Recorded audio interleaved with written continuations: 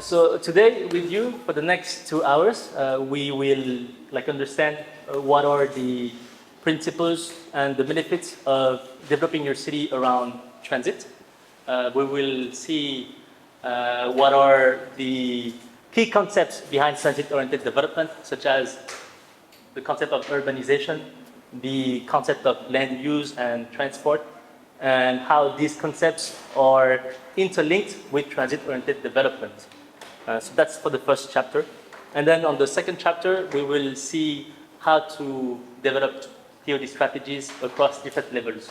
So we have the city level, we also have the corridor level, and the station area level. And this is an important step to really understand where and when do we have to implement TOD in Phnom Penh, for instance. And on the third chapter, we will see how to develop TOD strategies at the station area level. So the station area level is really the local level. This is where our communities are. And we will see how can we make our stations more attractive so that people can use public transport and so that it becomes so natural, convenient, and user-friendly that they want to use public transport over private cars. And I will start with a few words on urbanization trends. So at present rates, the world's urban population will almost double in the next 30 years. That's a staggering rate and a good quantity of urbanization, which means that in essence, we will create even more urban fabric that has ever been created in human history. And while the number of people is almost set to double, the amount of land that will be consumed to accommodate this growth in population will be more than double. So that means that urban density in our cities, the density is going down. And the reason of that is quite clear. And we can see it ourselves when we come to TSI, TSIPWT. When we commute around the city, it's the fact that our cities are becoming more sprawled, more fragmented, more resource intensive, and most importantly, more car dependent, right? And that's simply a form of development that is becoming more and more unsustainable, especially because we live in an era where resources all around the world are depleting. We live in a world with climate change, in a world with natural and human challenges. So that form of development is becoming more and more problematic, and business as usual is not acceptable anymore.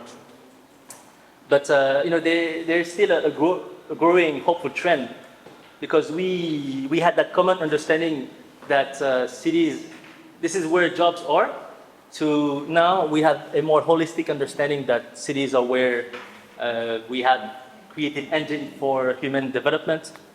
And when we experience the city, we can see that people are actually very resource efficient, right? And the challenge here in how we are going to absorb that growth is how can we ensure that we keep what makes our cities innovative, especially in a world where we are becoming more and more dependent on cars. Which brings us to these slides. So rapid urbanization is not only about the physical expansion of our city, it's even more our growing dependency on private car. And that dependency has led to the sprawling of our cities, and which has led to a cascade of negative impact, such as the noise and air pollution. And this is also the issue of congestion, because as more and more people opt for private cars, this means that the more and more we sit idle in our vehicles, and this leads to longer commuting time, but also longer times where we are not productive. And but the most problematic of all of this negative impact is how we use the land in a very inefficient way, because the more and more we are dependent on cars, this means that we need more roads, we need more bridges, and we need even more infrastructure to accommodate the car in the city. We keep like being dependent on cars, we will need to lose some public space that we all enjoy to make room for cars. And this not only diminishes the aesthetic appeal that our cities have, it means that our cities are becoming less and less functioning, because by having a dependency on car, it means that we are separating also the different functions that a city has. City is where we live, city is where we go to work, the city is also where we exercise, and where we meet our friends, and where we also do fun stuff, right? But the more that our cities are being built around cars, the more it means that all of these functions are separated, where they should be all mixed together. So what is transport? Transport is how people get around, and land use is deciding exactly like what to build and where. And urbanization is how cities grow and develop, right? And those three things are clearly interrelated, as we have seen in the previous slides, where our cities are being built around the cars. So we can clearly see here how these three aspects are interlinked. And for instance, if we look at Phnom Penh in the early 20th century, during the French era, so Phnom Penh was built around walking, was built around cycling, also around water transport. And the city has undergone massive planning during that time to replicate what was done in Europe with the grid patterns that is still a heritage of the city today, and also the implementation of big boulevards in the city, right? So that's how the city evolved, like around walking and cycling, which are forms of mobility that are more sustainable than car, as they are more resource efficient. And now we are here today, and I'm sure that you know some of these pictures. Here we have the Morodok Stadium, right? We also have Grand Phnom Penh Borei. You know where this is? Yes. Over there, right? Have you guys been there? Yeah? Okay. How would you describe that neighborhood, the Grand Phnom Penh? This is how Phnom Penh is developing today. You know, with even more development projects all around the city. Some are more residential than others, and some are more accommodating to cars than others. Which brings us to today's topic, transit-oriented development. It's a planning and design strategies that has the objective to create compact neighborhoods around transport stations. And while in theory the application of TOD is very sound, sometimes the application on the field can be quite challenging. And the reason is because it requires having a multi-level approach, considering urban planning, transport planning, considering also the economic incentives for private developers to develop their communities around TOD. And that means that we need to consider the priorities, but also the needs of so many different stakeholders. And that can be a challenging thing to do. TOD is also a planning strategy that is worth working towards too, because it can avoid urban sprawl, such as what we've seen before, and it can also enable people to shift away from the private car so that they can use public transport. And most importantly, and this concerns all of us here, it also improves our accessibility to many things around the city. Our accessibility to jobs, to housing, to the commercial malls, to university, to many things, right? Which is why TOD has been applied all around the world where cities have implemented a transit system, whether it's metro, whether it's bus rapid transit system. The reason why people want to invest on TOD is because it can provide cities several benefits. The first benefit is that it actually increases your city's competitiveness and also raise the real estate value around land that is selected to have the transit route. So what does competitive mean? So in the context of urban planning, being a competitive city, it's a city that successfully facilitates economic transaction in your city, that supports its local businesses, and that provides access to jobs to citizens and increases their income, right? And you have cities all around the world, such as like New York, but also in Asia, Singapore, or Bangkok, or Hong Kong, that are working towards TOD, and that helps their citizens to have a better lifestyle, right? I was talking about real estate value. So whenever your city wants to implement a transit line, and I think that's the case in Phnom Penh, and the day that arrives, then all the land around the transit route would increase the value. And that value can be redirected as financing transport infrastructure. So that's what the TOD enables our cities to have. Also, the second thing is that sometimes we think that making our cities less dependent on car will be problematic for economic growth. But that's not necessarily the case. Here's an example of Hong Kong. So for Hong Kong, for the last 30 years, they actually increased their economic growth, and at the same time, they also reduced their emission from transport, which is actually a good example of why TOD can actually make our cities reduce their emissions. This is an example of Copenhagen. Does anyone know where Copenhagen is? Denmark. Yeah. It's in Denmark in Europe. And I want to showcase that example because so far I've only talked about New York, Hong Kong, or Singapore, which are big metropolises. But TOD can also be applied to smaller towns, smaller cities, such as Copenhagen, which is home to around 600,000 people. And they have successfully applied TOD strategy for their city. And here, as you can see, it's their finger plan, where they plan like station in selected areas. And they ensured that they would have like housing all around the stations, as you can see in the other slide here, which is a map about human densities.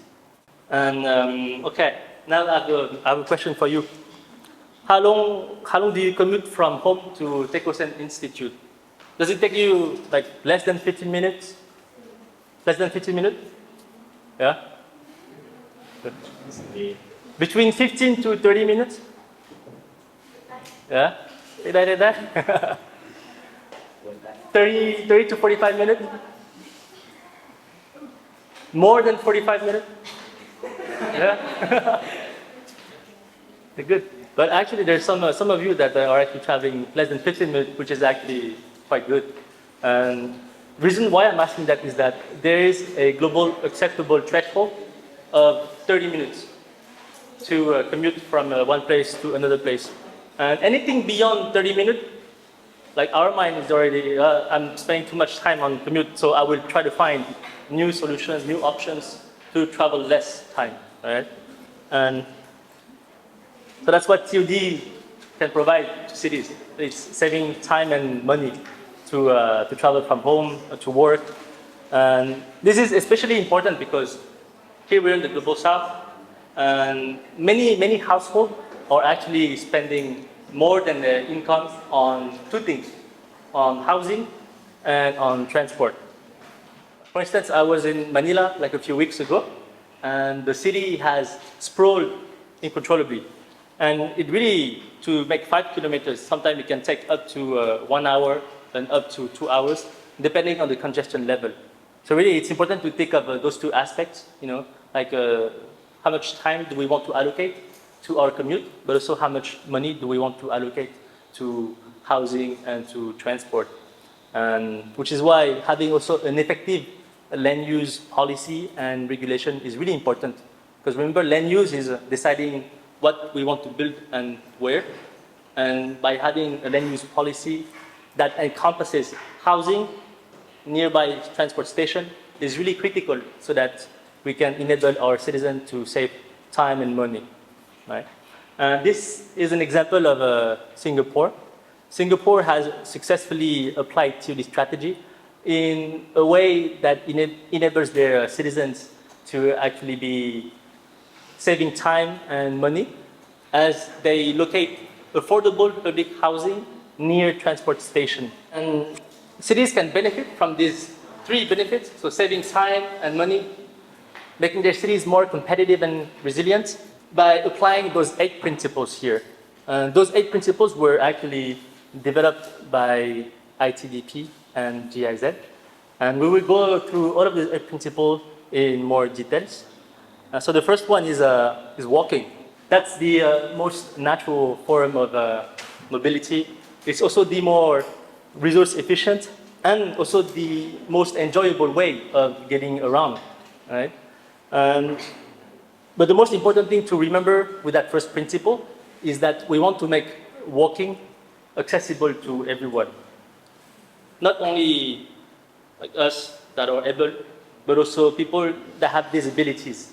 The second principle is cycling. So cycling is the second most healthy way of moving around after walking. And it actually complements the benefits of walking with higher speed so that we can access places in the longer distances. The third principle is connect. This is also an important principle. So connect means to walking is not just getting from a point A to a point B. Huh? It's also like discovering your city from the lenses of someone that is walking. And to encourage this, we need a very dense network of streets that actually help us activate public spaces. It's all about like having choices. The fourth principle is transit.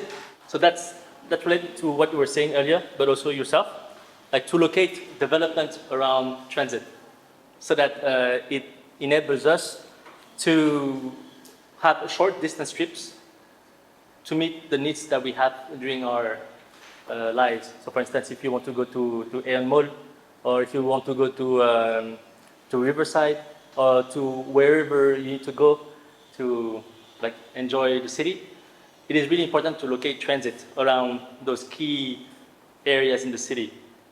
The fifth principle is a mixed use.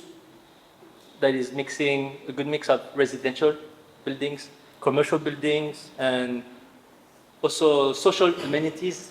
I like the word social amenities.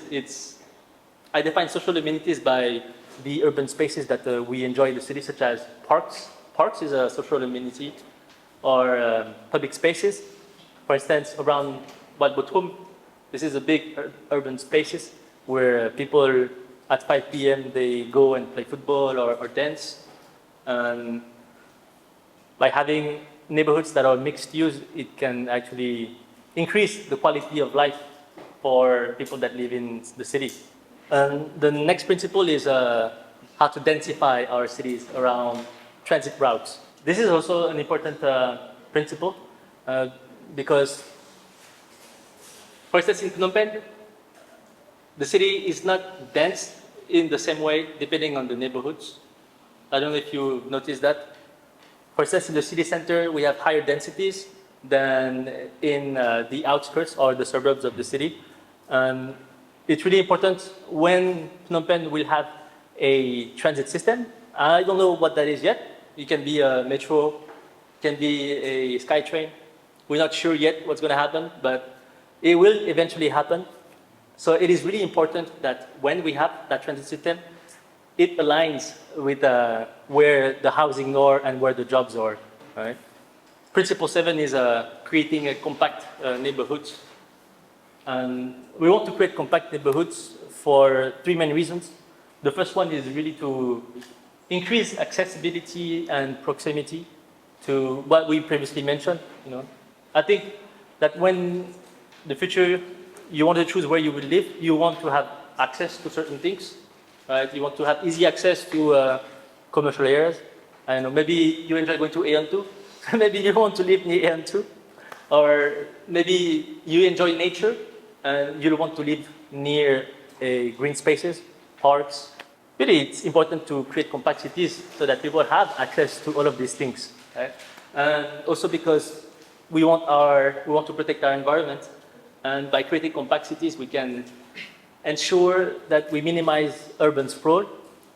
And also the sense of community living. I think that community is really important, like in Cambodia especially. And so that's the compact principle. And I want to show you also something quite interesting. Here, this is Paris. And Paris in the 60s, so in the 60s that was like 50, 60 years ago, Paris was actually experiencing something really similar that Phnom Penh is experiencing today. There was a surge in the population growth, and the authorities of Paris, they wanted to accommodate this growth in population. So they had that idea to create new cities in the outskirts of Paris, as you can see in the map. So they created the city of Cergy-Pontoise, the city of Saint-Quentin-en-Yvelines, Évry, Sénart, Marne-la-Vallée. That was 60 years ago.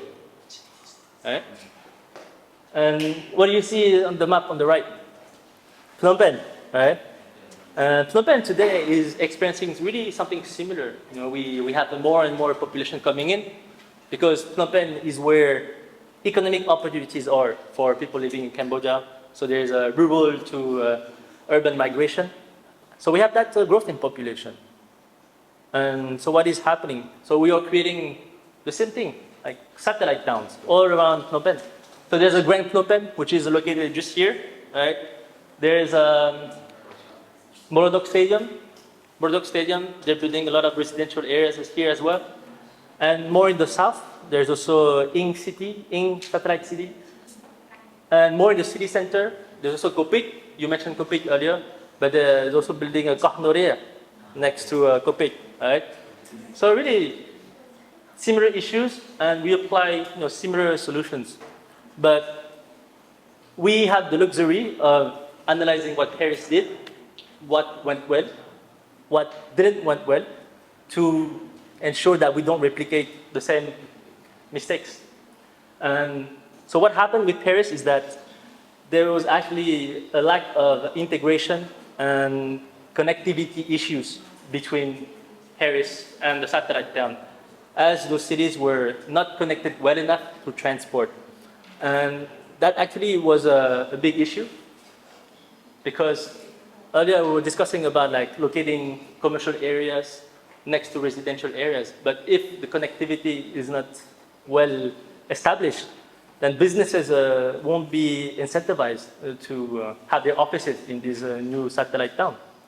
And one of the mistakes that they did was actually to build new cities outside of an existing urban area.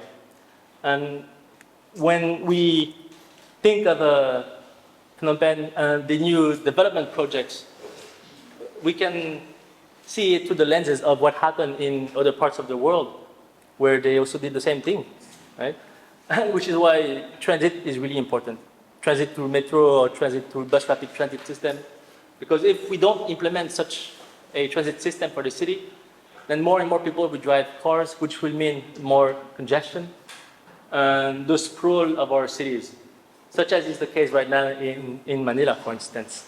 Right? And this is the last principle, so shift. So if in Phnom Penh or any other city successfully apply the 7 other principles, then it means that the use of personal vehicle, personal cars becomes less and less useful.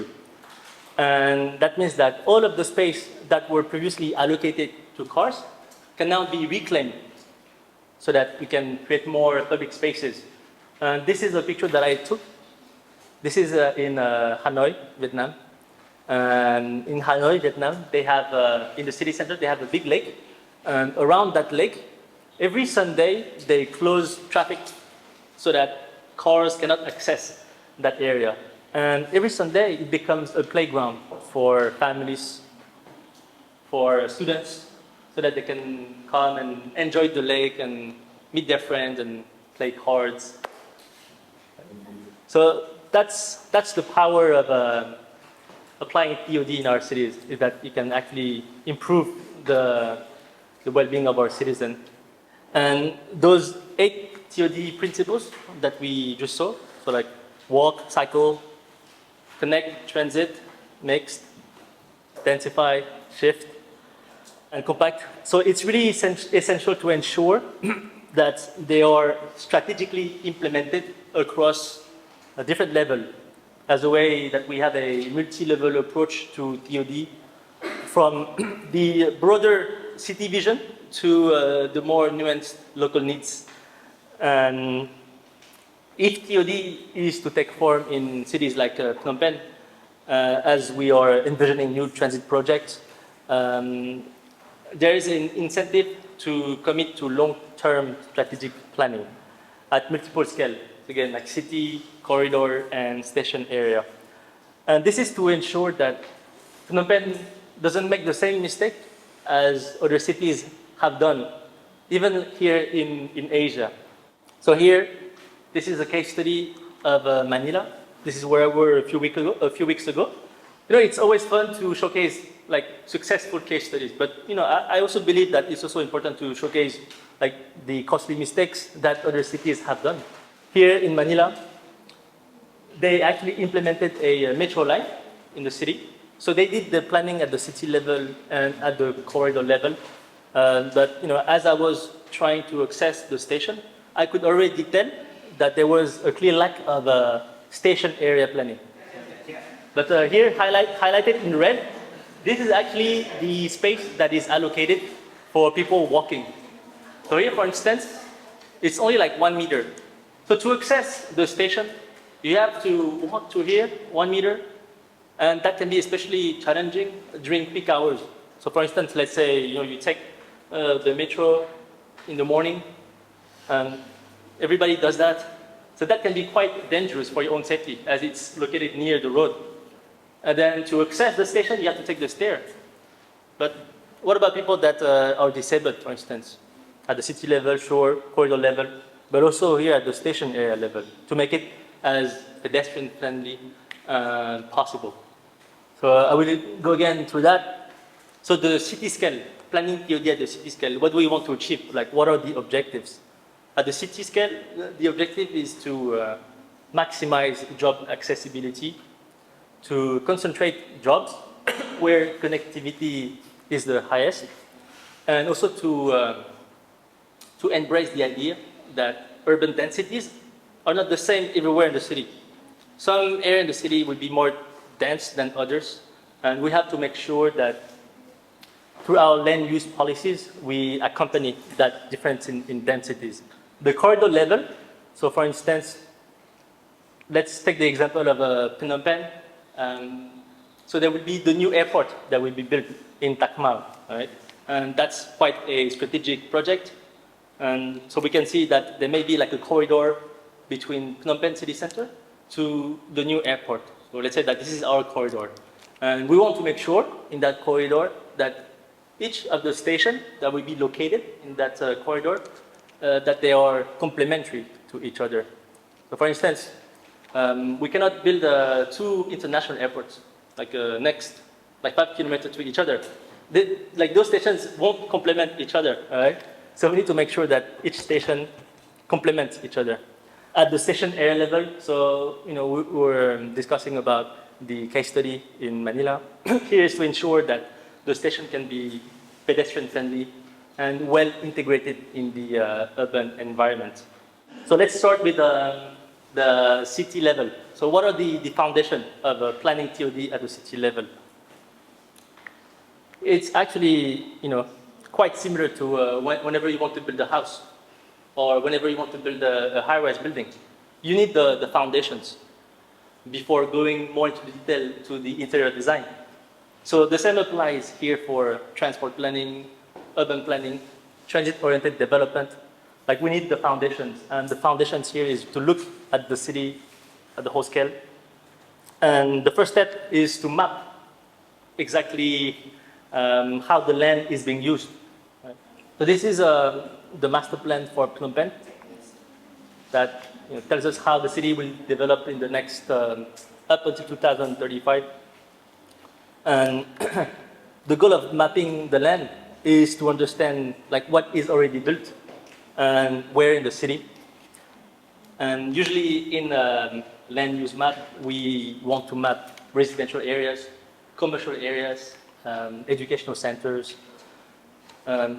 also job centers. So for instance, where are the factories in Phnom Penh? And because, understanding what is already being built, it would inform us on how we want to envision Phnom Penh for the next 15 years.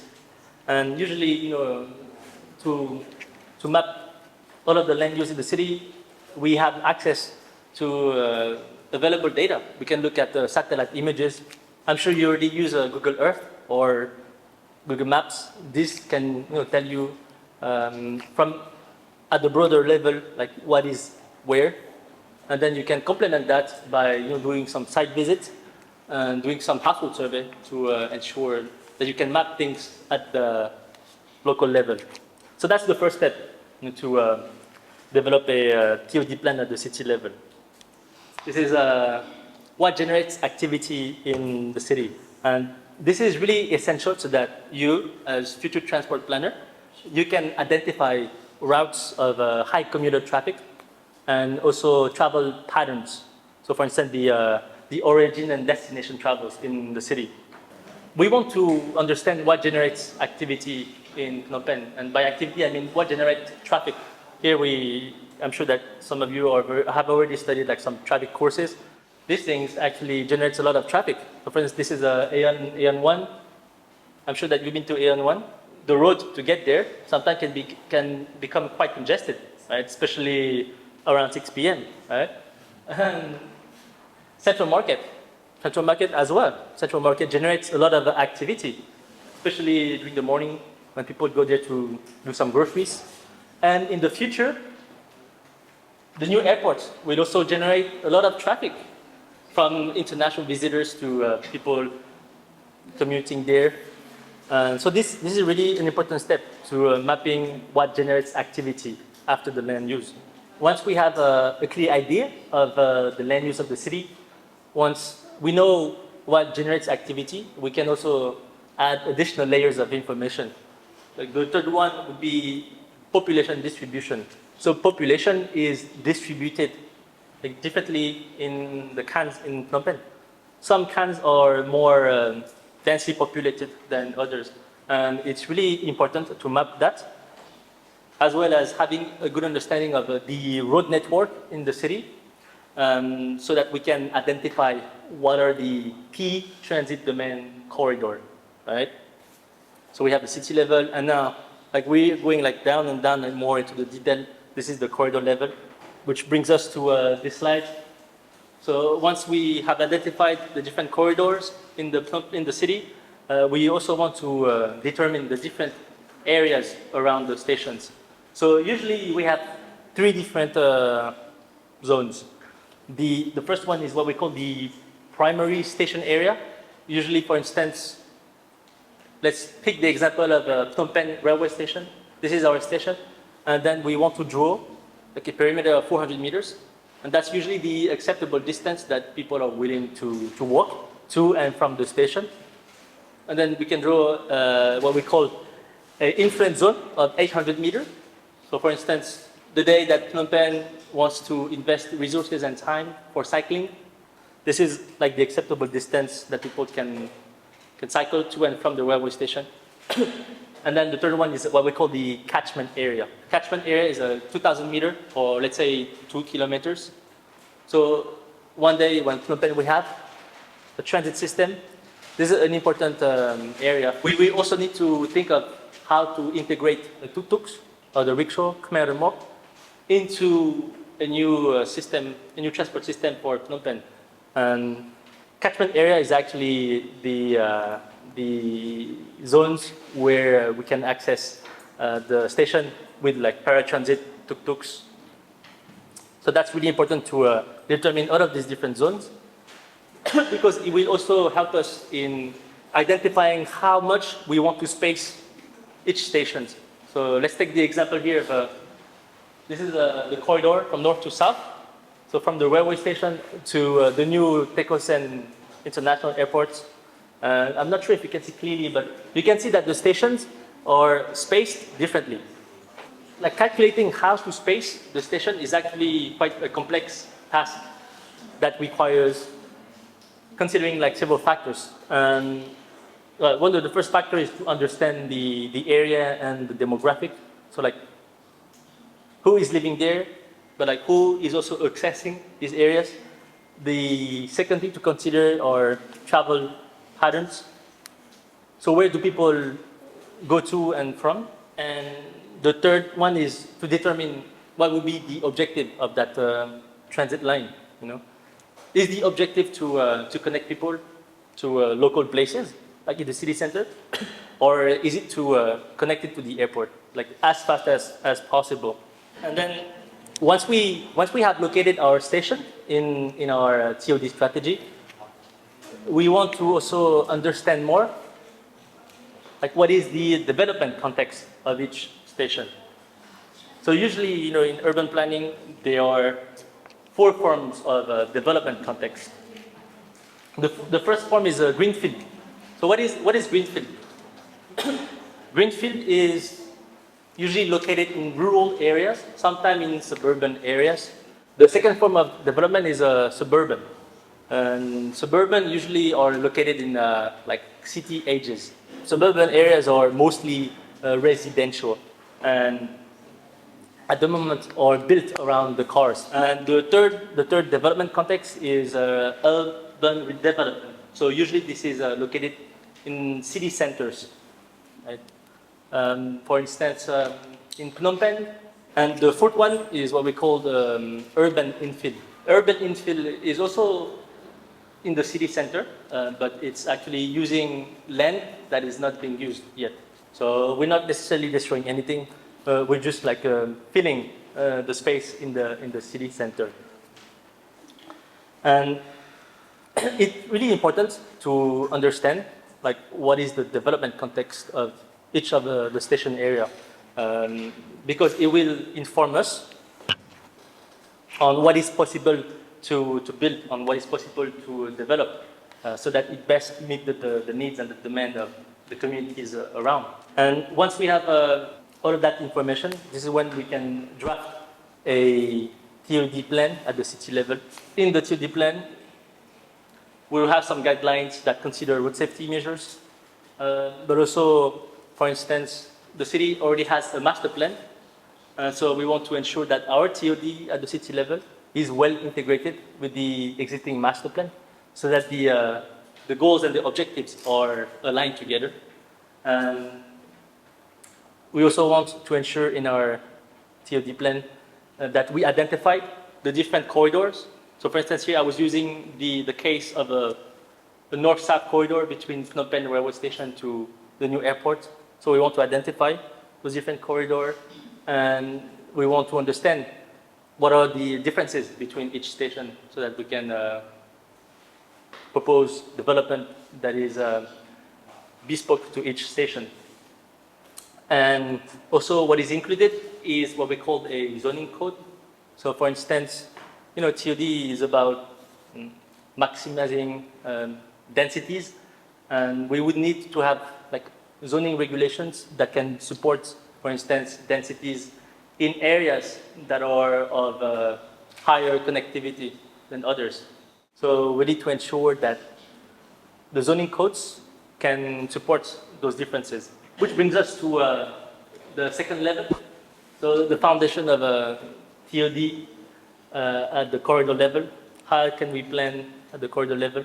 And here, the objective at the corridor level is to ensure that there is a intermodal connectivity in each station. So intermodal means that we can successfully use several forms of transport within the same trip, and as opposed to using the car. And this is really important when, for instance, we have a new transit system in the city, because we want people to use that transit system. So I was also mentioning the fact that, you know, each station has to complement the other one to ensure that they do not compete with each other. So that's one of the objectives of TOD corridor planning. And the third objective is to ensure that the stations are well integrated and accessible. So the first step here at the corridor level is, here we're looking at the backbone of our TOD strategy. which is how to align our transit routes and how to strategically place our station.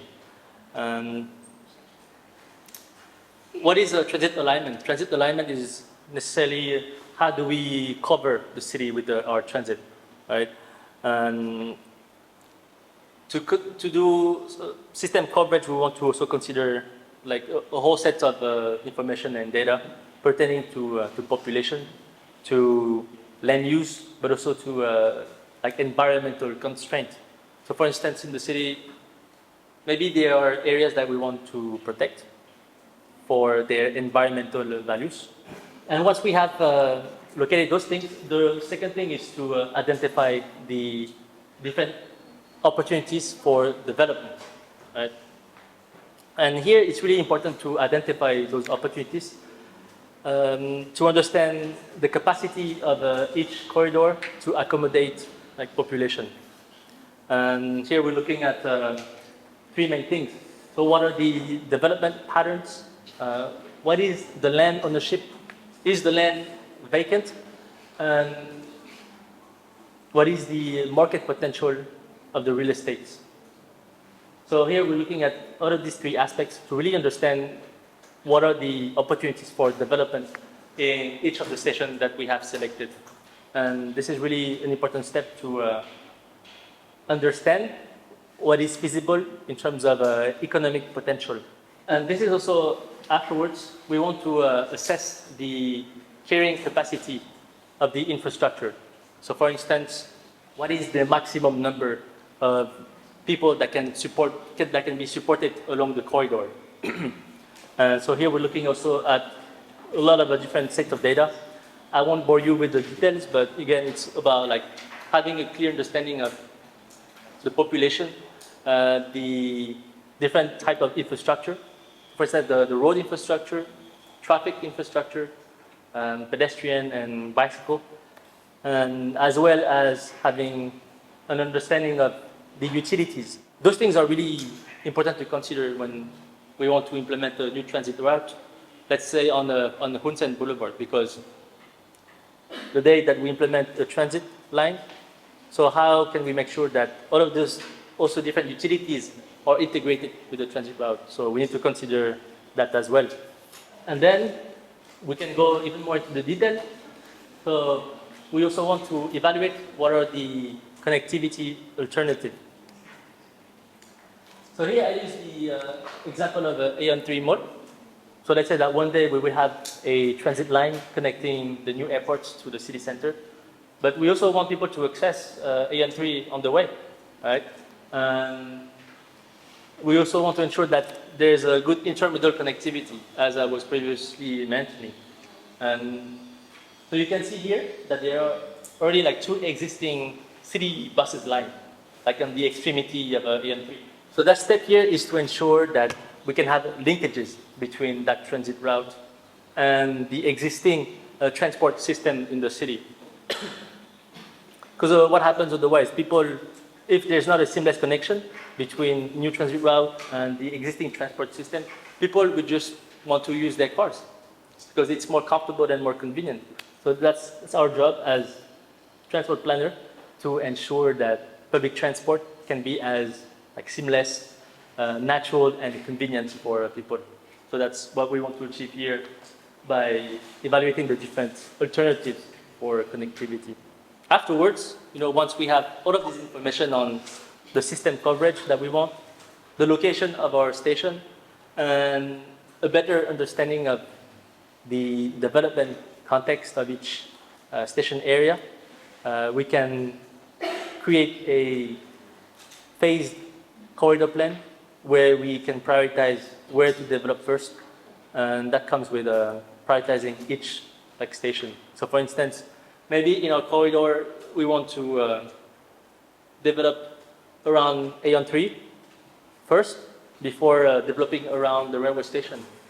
It's all about measuring and adapting the resources that we have so that we can prioritize. So that's what can be done with the TOD corridor plan. Once we're done with the city planning and corridor planning, once we have identified the key corridor in the city, we can then dive deeper into the local level. And at this level, the plans are more detail-oriented.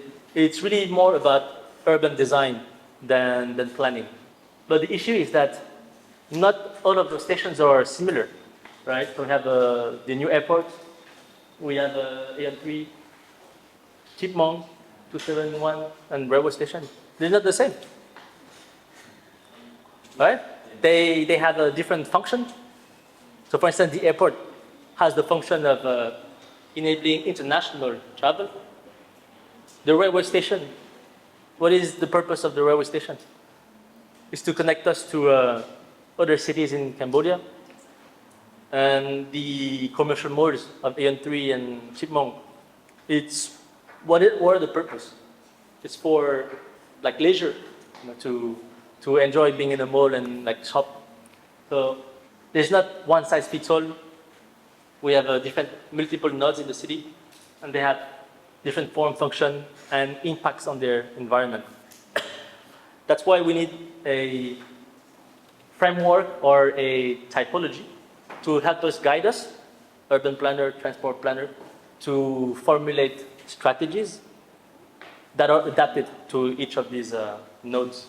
Which brings me to the 3V framework. The 3V framework is an effective tool that was developed by the World Bank, and that looks at TOD through 3 critical lenses. So the node value, the place value, and what we call market potential value. So for instance, some stations that are more located in the city center will have a higher node value than other stations located in Takma, for instance, right? And each station in our cities have different values, like between node, place, and market potential, right? So node, it's all about how our station can seamlessly connect us to the rest of the city. So for instance, let's say Central Market. Central Market is really central in Phnom Penh, and it can connect us quite easily to other parts of the city. The place value, it's all about the urban design around our transport station and how we can mingle our urban spaces so that people can work there, but also can play, can enjoy the space, like play some badminton, for instance. It's where community life unfolds, and it's about creating not just places, but places where life happens. And the third value is about market potential. So market potential is where economics meet opportunity. It's looking at development. So for instance, building shops, commercial areas, restaurants, and making sure that there's actually a market that's eager for those type of businesses. And so it's about making a TOD project that is vibrant, but that is also viable from an economic perspective.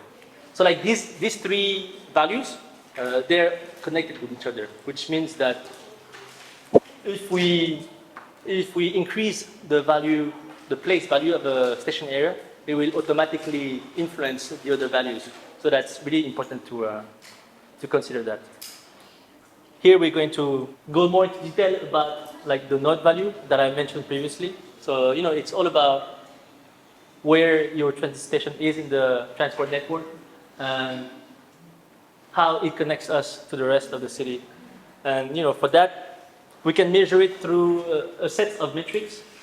So let's say that when you want to develop your strategy for TOD, you will have an Excel sheet, and you will have a set of indicators and metrics. And to measure the node value of your station, you want to look at the value of intermodality. So for instance, in Phnom Penh railway station, you have like the rail line, you also have the city buses, and maybe next we have a transit route. So that's what we want to measure, the intermodality. So for instance, the number of line that is accessible in that station, and the different modes of transport as well. And the second thing that we can measure for the node value is like the intensity of the node. So for instance, how many people ride the city bus at the railway station, or how many people use the red line. So that's what intensity is, and we want to measure that to understand how many people access that station.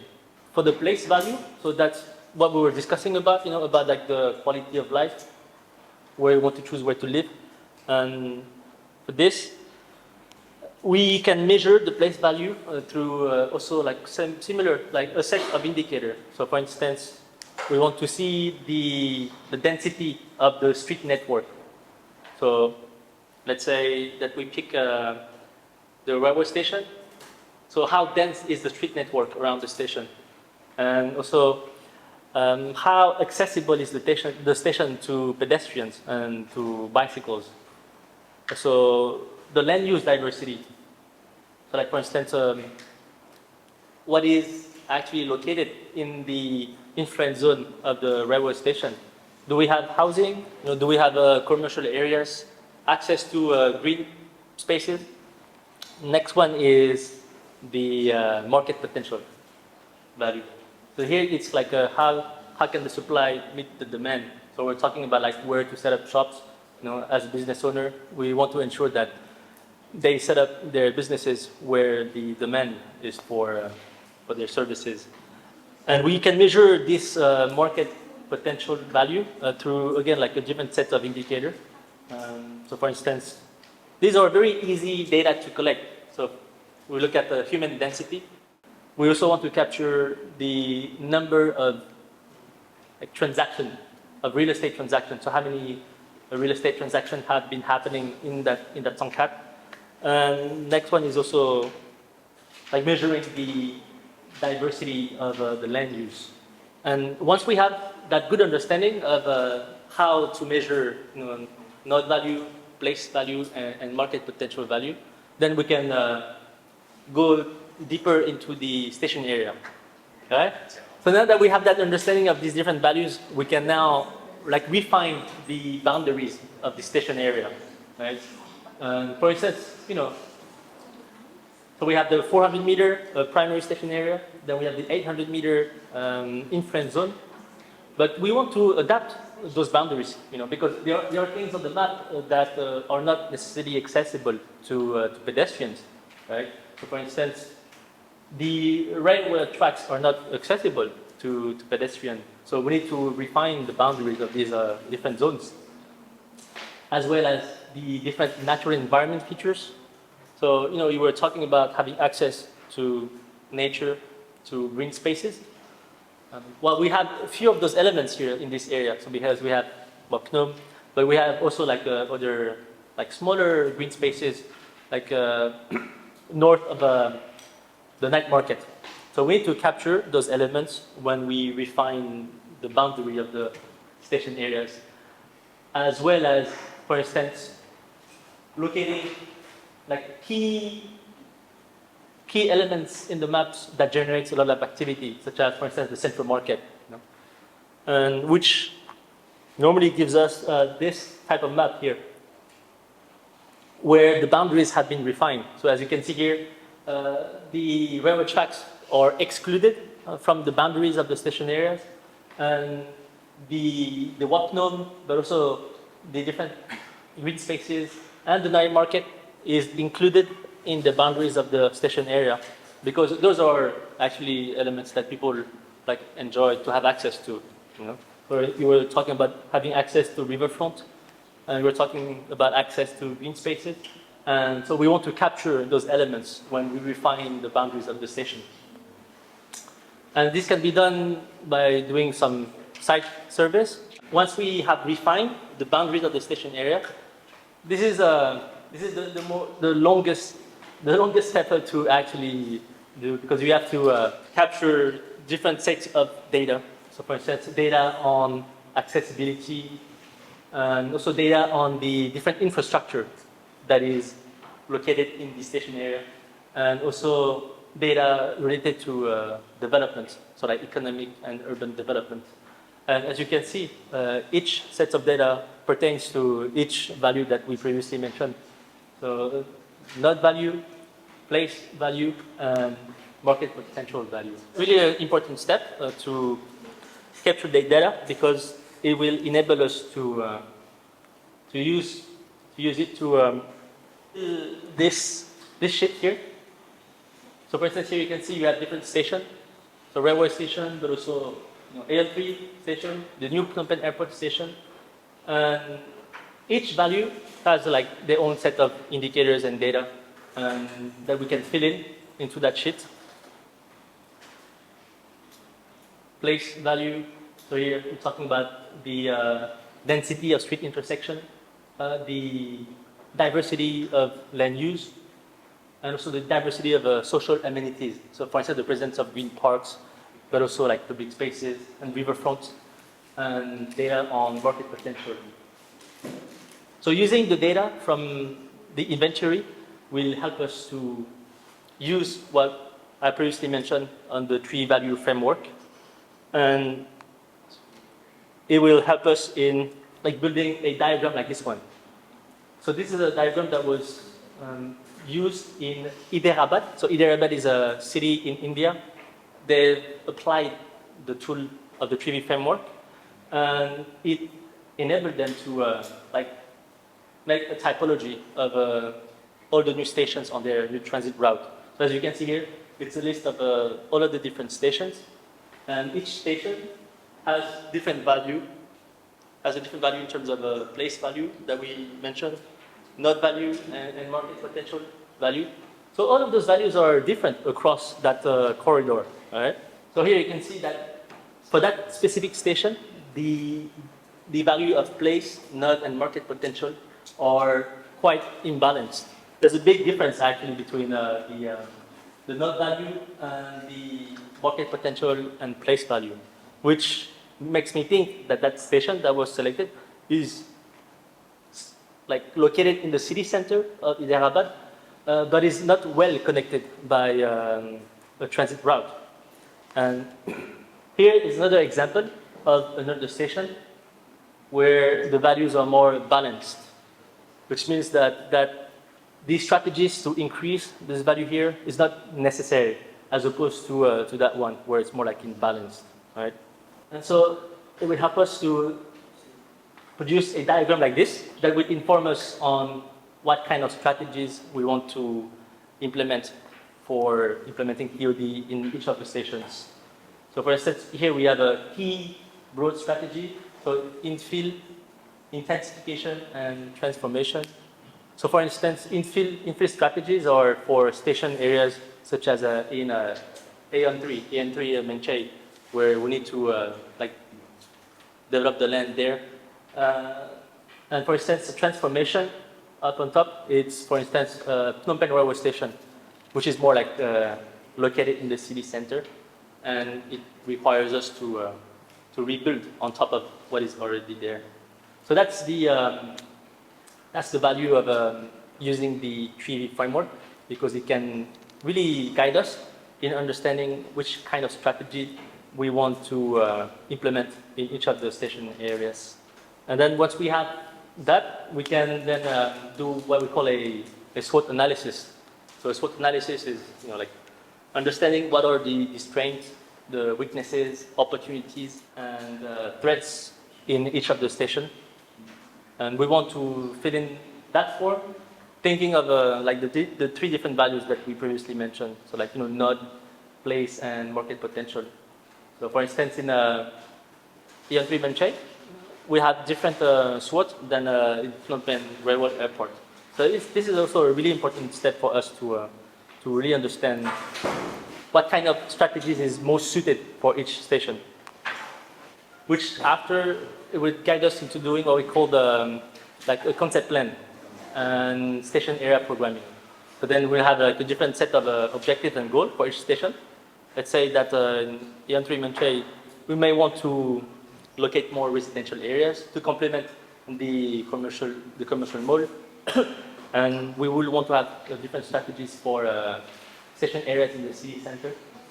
This is, for instance, an example of a TOD concept plan that was produced in Indonesia, in the city of Surabaya. All right? So they did all of the steps that we saw previously, like the city planning, corridor planning, and then they did the inventory to understand like what are the strengths, weaknesses, opportunities, and threats of that station area. And once they had that information, they could effectively do a concept plan for the station areas.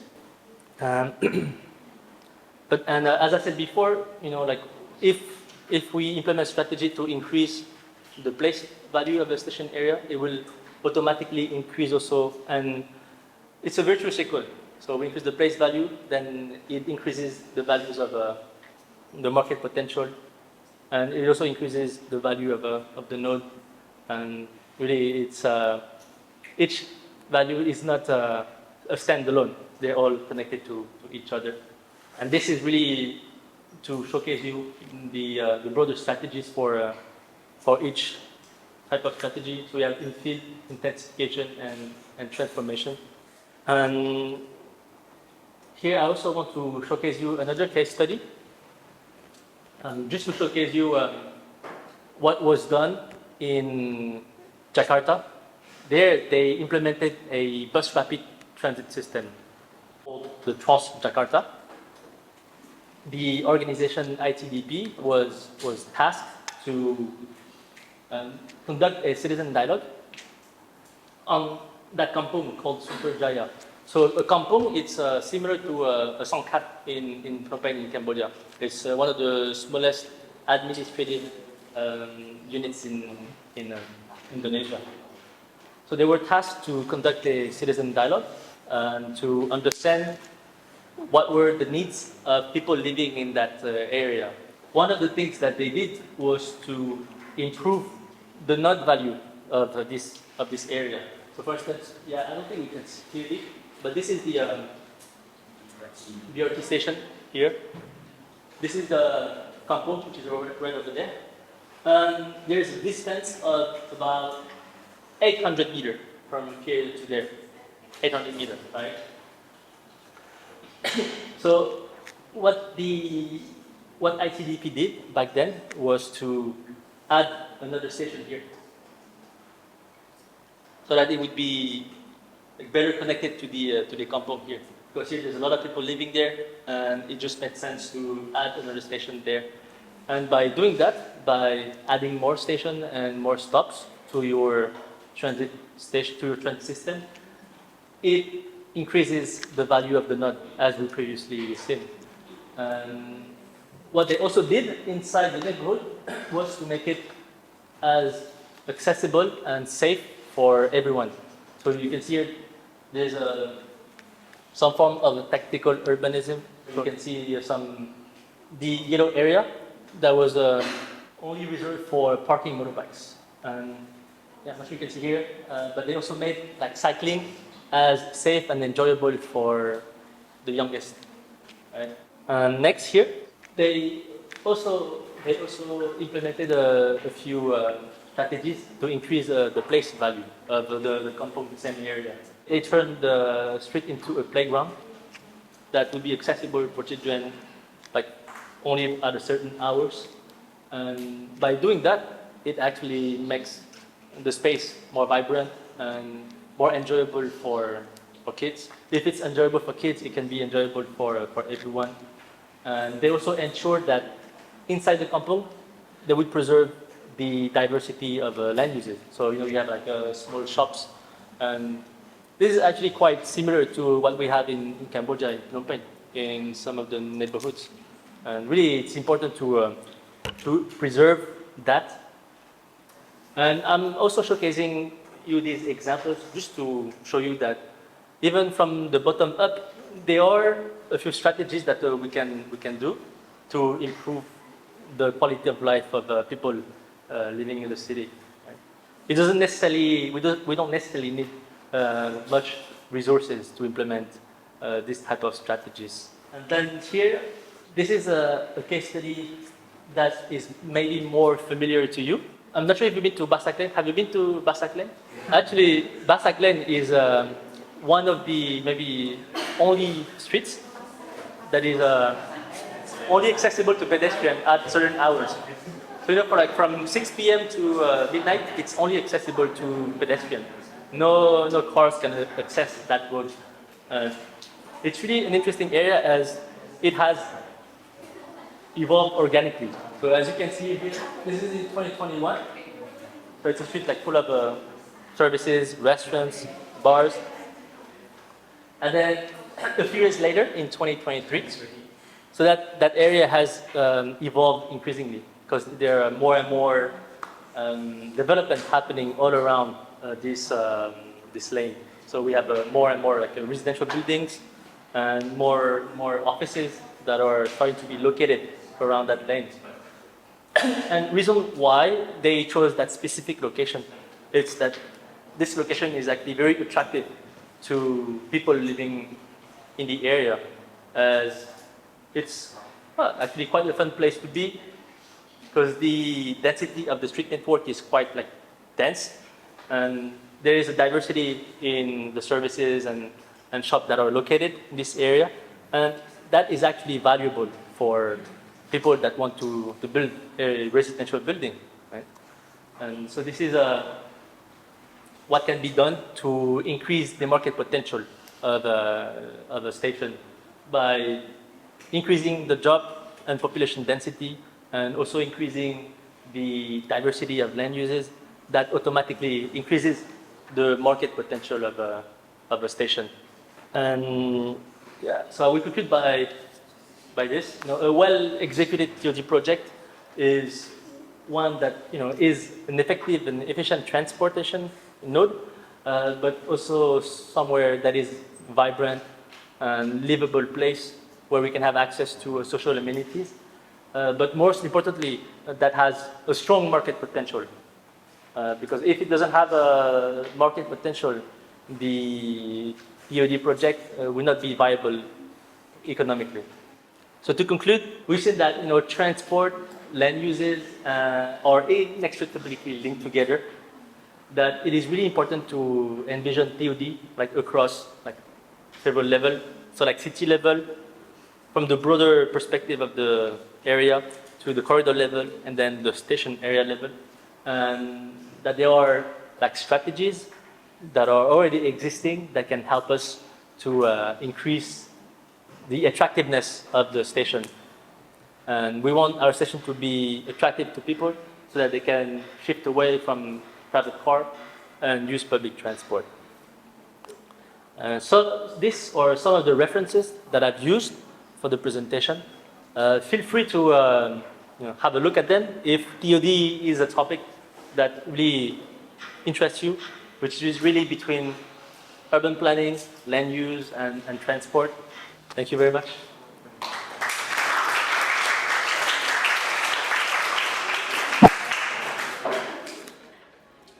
Thanks for watching. Summer is an ASEAN-German cooperation project implemented by GFA Consulting Group and partners on behalf of GIZ. For more information on the Summer project, do consider checking out www.summer.asia. We look forward to seeing you there.